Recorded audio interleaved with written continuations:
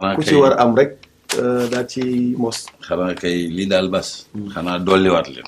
waaye jox moom daanaka ci jox leen la dëkk xanaa dolliwaat leen. dëgg la dëgg la dëgg la. waaye yow loolu moom lu rafet la yàlla na si yàlla def jàmm. waaye yow sax nag kañ nga fas yéene del. voilà justement loolu sax laa bëggoon ñu waxtaan ci parce que léegi papa bitum réew neexatul comme ni mu neexawoon parce que crise mondiale moo am léegi dëkku jàmbur boo dem léegi dafa am crise te li gën mooy nga investir ci sa réew loolu moo tax sama xel ci dernière année yi dafa nekkoon ci ñëw investir fii ba tax na li doon sama problème mooy kan laa war a mën a dénk loolu mais li olof di wax ni li nga naroon dàq kéwél mu jëm àll nga dàq ko mu jëm kër gi te gis naa ni bu ma taxawalee loolu bëgg naa fii ci kër gi ñu yoral ma loolu parce que gis naa si soxna soosu ummi xam naa ne am na xelum liggéey te ku ko jàppale dina dem bu ko defee moom ak xale yi ma jëm leen associé yi yow nga xam ne yow yaa suñu papa nga toog ñu utal le bureau climatisé nga mën a superviser. waaw góor yi ndokk nag gis nga nag xale yooyu nag nga wax noonu. loolu daal bas boo ma seen diggante bu ri taxee rek. man du ma tëddee ndax ummi muy gis ne ummi moom te ñu ma koo dénk te nag féete na ma foo xamante ne fii tey jii wax dëgg yàlla fa ma si yaay féete woon fa la ma féete waaw dama koy ñaanal ngir la rek te ni mu ma téye la. mat na ma conseil mat na ma lu ne xale yi daal boo rafetaloon diggante boobu man bu ma dee damay tàlli. waaw loolu moo doon sama problème parce que liggéey tamit il faut xool yi juboo kay parce que mënuloon liggéey ba pare te juboowu leen.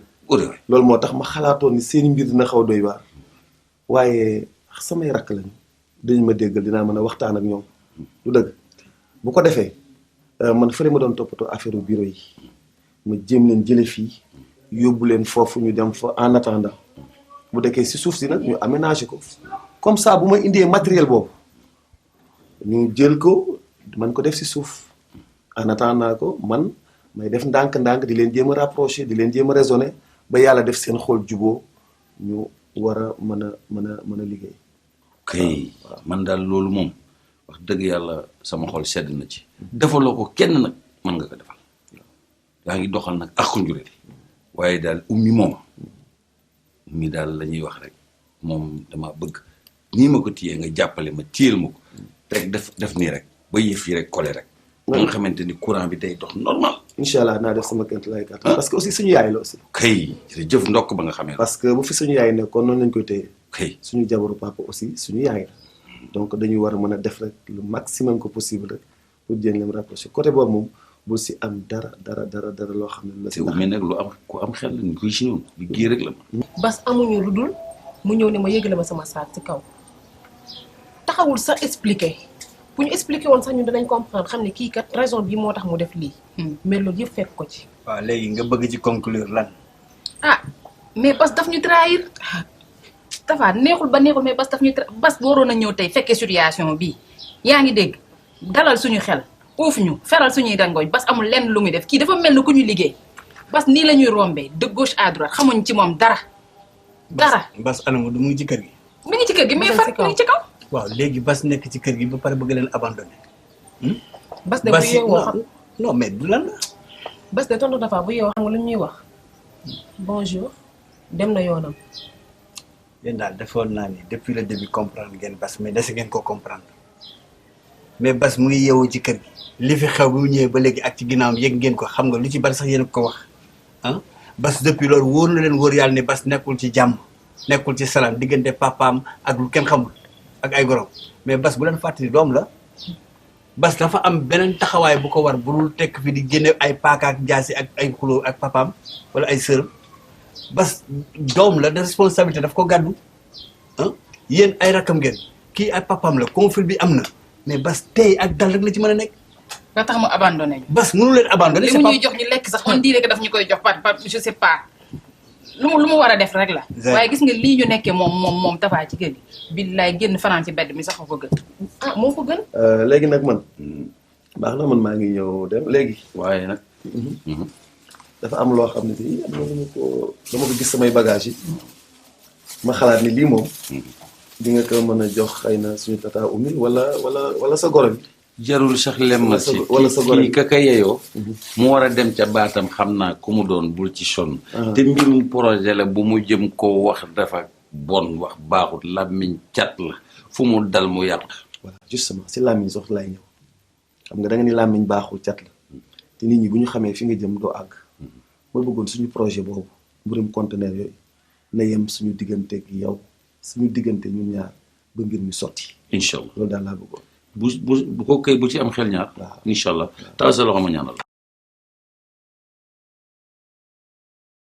est-ce que bu ma leen waxee di ngeen dégg wala yaakaar ngeen ni man aussi dama leen nar a abandonné ñun loolu duñ ko xalaat ci yow. waaw donc dama bëgg ngeen déglu ma te tey mbir mi da dul mbiru jàmbur ak jàmbur mbokk ak mbokk la waajur ak ay doom la dimbali leen ma rek ngeen tey jàpp seen jàmbur li ngeen muñoon wóor na ma wóor bu ñu dem ba ci kanam man maa leen assuré ni li ngeen muñoon dootu leen ko muñ di bas suba ak ngoon yéen ay problème am bu amee problème papaam yéen la bu xolam tàngee yéen la yéen a tax parce que li mu leen bëggal jàmm rek la man en tout cas de mën naa leen assuré ni bas abandonné leen tey du leen abandonné ba àddinay tukki.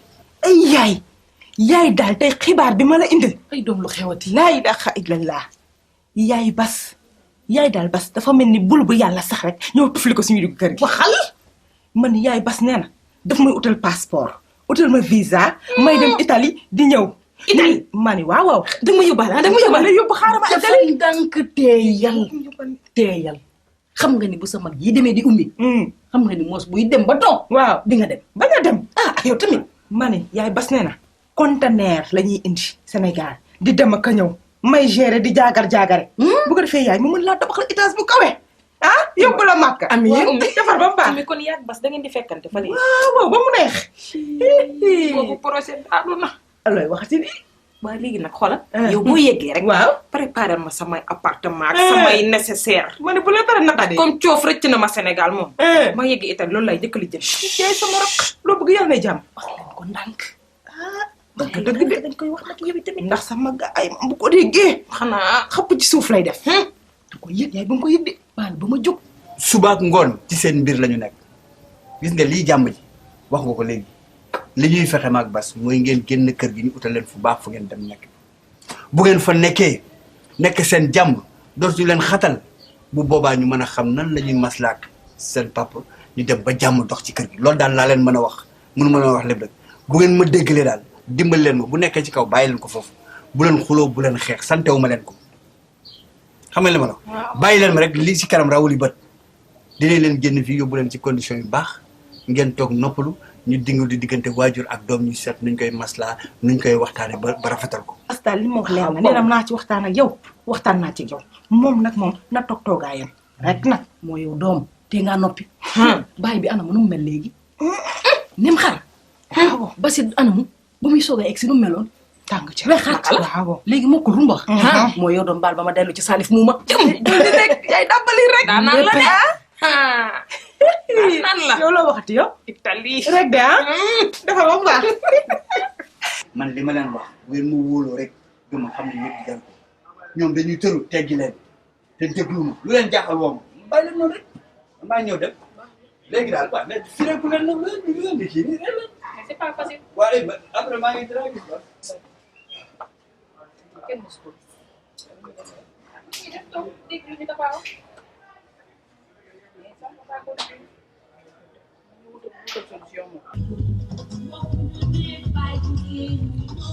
ma chérie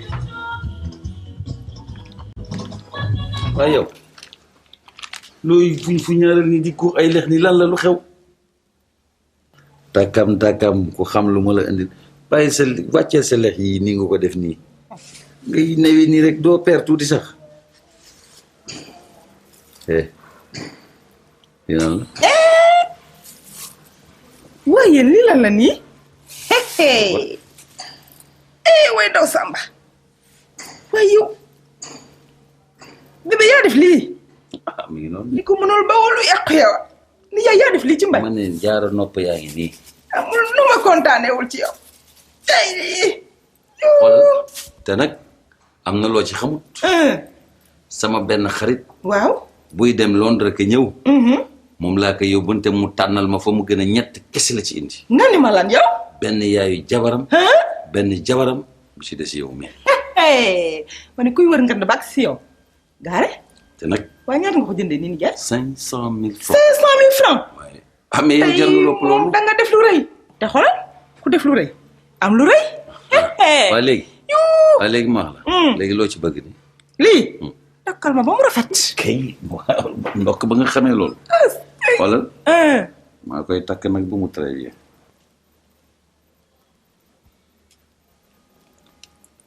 waay ndaw sama. Ndiaye noo ma gisee. maa la koy takkal. yaa ma koy takkal. maa la koy takkal. defar nag. ba mu. baax. tabax. jokk. kuule ko nag ba mu ne ndeng. laay lii de laaw dëgër këcc. kenn mënu ci tus. yaay waaja. kan la waay. ma ne yul nu ci ruq bi am lu ma lijjanti te ñëw. waay na samba. su ma dellusee mu gën neex. kii kan la waay. ay waay sama ne. nii daal la ma mën a. ay.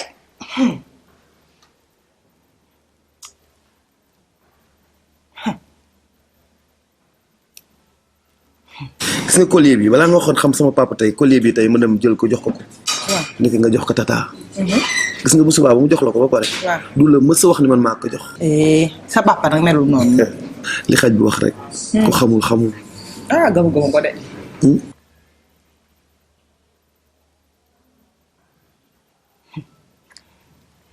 raam lu ne ci ñag ba la jëm waaw man ma gum jëm kenn mënu maa tur la ndam. waaw lay gay waaw man la Bas waaw mais laay xam la laal bëgg a xam non waa déglu ma non attends doucement man maa war a wax dama bëgg nga déglu ma mais yéen depuis le 5 nga ma waxoon di ngeen ma envoyé sama xaalis mu ne waat déet ngeen nga le 20 mais aujourd'hui on est le 6 jusqu'à présent mënu ma jot sama xaalis ah mais bien sûr que je suis énervé lu tax du ma énervé non xoola xam nga lu ma bëgg a xamal mooy que sama 30 millions la man maa ko moom sama xaalis la da ngeen ma ko waroon envoyé depuis pour ma toogaat lan xoola li ma toog si dëkk bi rek doy na mënatuma fi toogaat ay 1 mois ak ay 1 mois et demi li ma bëgg daal le plus rapidement possible ngeen envoyé ma sama xaalis la sinon avec les partenaires là dinaa ki résilier contrat bi mu jeex tàkk quoi parce que man mënuma continuer si conditions yi sama xaalis la jox leen ma ko j'ai d'autres problèmes à régler quand même. xoolal sa paaw commerçant boobu moom bu ma wax ay mbiram bi nga ma ko waxee dem naa fa mais bi ma demee daf ma ni garantie nee na ma mën na ma jox sax jusqu'à 50 millions mais garantie ay titre foncier la mu wax kayitu kër. fan laay jëlee titre foncier fan.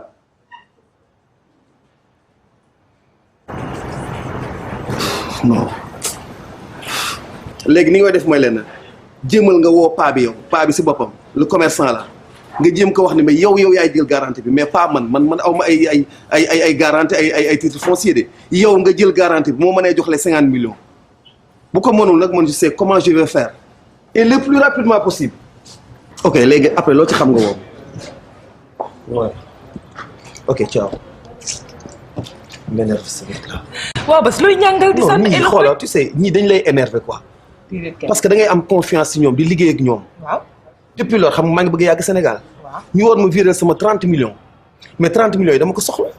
alors que moom laa war a régler lu bëri xam nga yow man maa la war a lijjanti sa affaire passeport bi. loolu dëgg si laa la war a lijjanti affaire passeport bi. si laa la war a jëndal billet d'avion bi. si laa la war a régler quelques problèmes yoo xam ne il faut nga bàyyi fi sa xaalis pour sa yaay ak ay affaires yooyu yëpp. alors que depuis loolu mun ñu ma envoyé sama xaalis. mu wax mu boole ma benn pas commerçant. bu may laaj ay titre foncier ni ma mën na ma jox jusqu'à 50 millions mais il faut garantir titre foncier ma ne que xanaa xamuloo ne titre foncier moo ma indi loon problème ak sama papa mu wax affaire titre foncier léegi comment je vais faire maintenant. man titre foncier rek jarul nga énervé man maa ngi kayitu kër. ah mais écoute kayitu kër bi ñu ma laaj aussi titre foncier bi il faut titre foncier boo xam ne sama tur moo ci nekk mais pas titre foncier boo xam ne tur keneen moo fi pour nga garantie il faut loo moom. mais justement kër gi man la ko sa papa may di ma ko naxee mais sa tur moo ci nekk ba léegi. sama tur moo ci ndax wóor na ko ni saa yoo teewee lay mën a mite kër gi mais boo teewul du ko mën a mite man du ma dof nit njaay laa ci dëkk bi laa dëkk. kii jàng ci man naa la ko jox nga régler sa problème ndax xaalis moom du faj de gàcce lay faj te gannaaw am nga problème jëlal kayitu kër gi régler sa problème boo ko régler pare après on verra. tu as raison loolu moo aussi tamit xalaat la aussi mais nag kër gi sa kër la ba tey d'accord bien que li nga wax ne sama tur moo ci nekk mais sa kër la yow yaa ko moom parce que man affaire loolu moom bëggatu si woon wax mais comme que problème de garantie la léegi boo ma joxee kayit bi waaw dinaa dem garantie ko mu jox ma li may jox parce que si laa war a régler problème billet d'avion bi waa ji mi ngi may taxaw léegi nag li ma bëgg mooy paa bi moom bu mu ko yëg mais comme que nit day am kilifa nga waxtaan si ak sa yaay ba tombé d'accord ak moom parce que bëgguma nga réeroog sa yaay aussi Entrée. yaa ngi toog. waaw maa ngi nii ba. waaw Oumy moom fu mu dem. man kay laa dem. man maa ngi doon yónnee ci foofu ci ngénte loolu may dégg ñuy musique sax ma defe ne mu ngi foofu. Oumy daal ci suba la fi xëye woon ànd ak Bas. justement nag loolu nag moo tax may wax xam nga dafa am loo xam ne jekkul ci gisin te jamono yi ñoom dañuy wax te wax jooju ñuy wax bu yàggee bu dul dara sax man lay yablu ndax bu doon day toog tey noppalu bu subaa mu dem. déet defal ndànk yow loolu war nga kaa wax nit ñi di ko dégg nit ñi mën nga leen a toppatoo boo leen naree toppatoo sonn benn ñaareel ba Oumy salan la. sama soxna la. Bas salan la. sama doom. waaw du yow yaa yëkkati loxo Oumy teg ko ci loxo Bas ni ko lépp lu muy lijjanti jàppale ko ci dox leen ko lijjanti ko ndax Oumy la gën a xam Sénégal moom yàgg na fee jóge xoolal am na lu ñaaw te jekk di lii moom bu ko wax sax ñaar ñett di ko dégg bu ko Oumy déggee dina ko naqari de. waxuma ko pour mu dégg ko kay dama la ko waxee noonu rek pour boo ci amee gis-gis bu rafet rek waaye garaaw. moom kay garaaw. pour ma wax ko moom. waaw garaaw. waaw déedéet bàyyi noonu sax bàyyi noonu. sëñ bi ba du sa jabar la. bu ñëwee. àndee ko garaawul baax na maa ngi ciy yegg. waaw kay.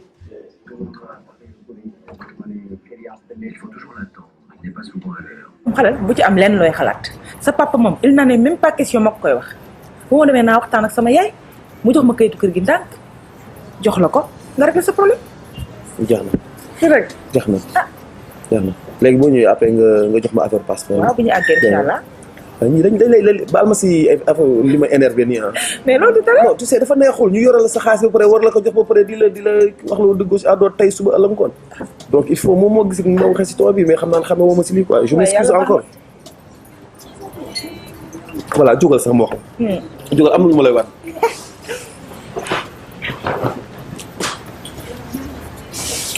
saa yi mën na fi gis nga tegal sa bopp sa bët. voilà. xoolal kaay moon la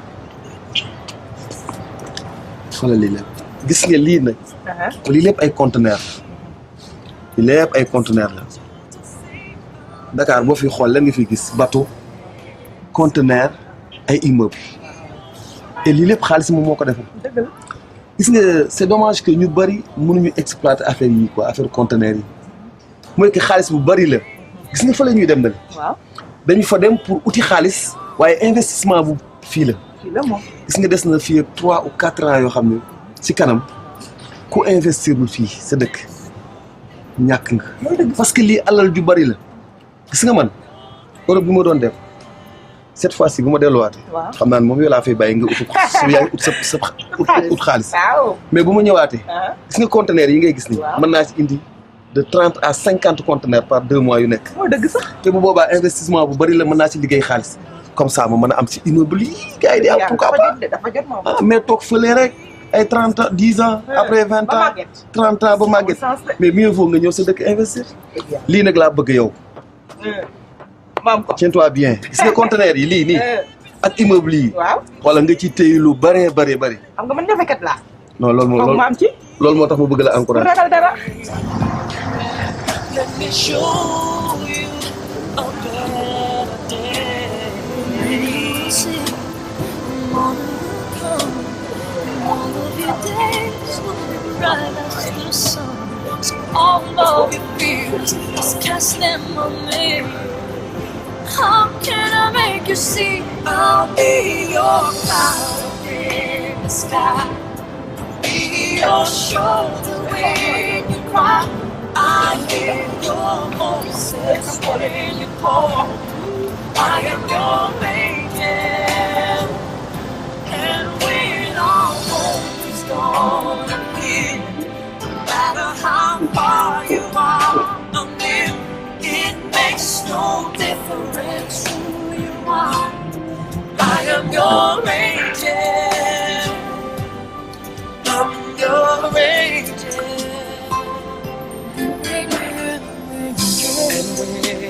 time to face the storm. I'll be